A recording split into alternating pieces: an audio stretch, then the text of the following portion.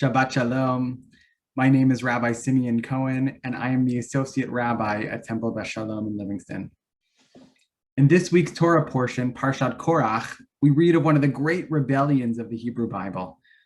Korach, along with his 250 followers, challenges and rebels against the leadership and authority of Moses and Aaron. And classically, Korach has been understood as one of the arch villains of the Torah, a petty man whose rebellion was fueled by nothing but malice and envy.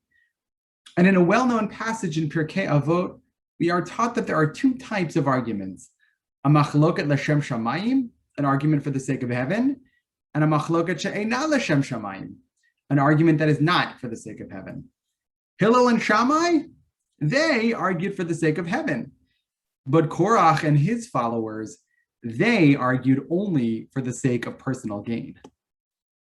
But if you actually look at the crux of Korach's argument, then you will quickly realize that Korach makes a case that is actually worth taking seriously. As Korach says to Moses and Aaron, Kol ha'ida kulam kadoshim, everyone in the community is holy. And in a comment on this verse, Rashi reminds us that it wasn't only Moses and Aaron who stood at Mount Sinai, but it was all of us.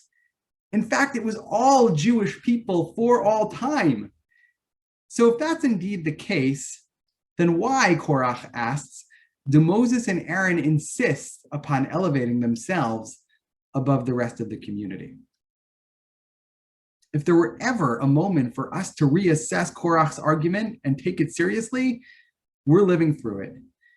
In an amazing coincidence, this week, we are in the midst of witnessing a successful rebellion and overthrow of leadership in the state of Israel.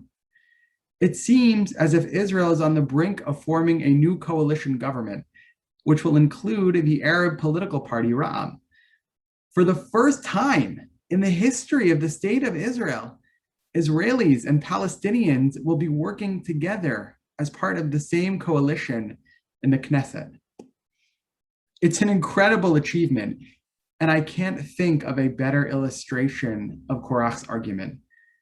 We are all created in the image of God, and we have seen that play out in real time in Israel this week.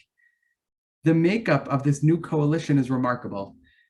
It includes not only Israelis and Palestinians, but religious Jews and secular Jews, and both hardcore conservative and left-leaning liberal politicians.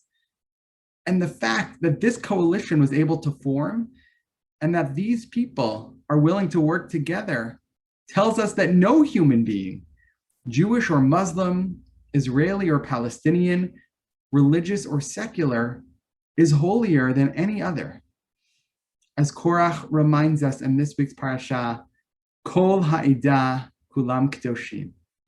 Everyone in the community is holy. Shabbat Shalom.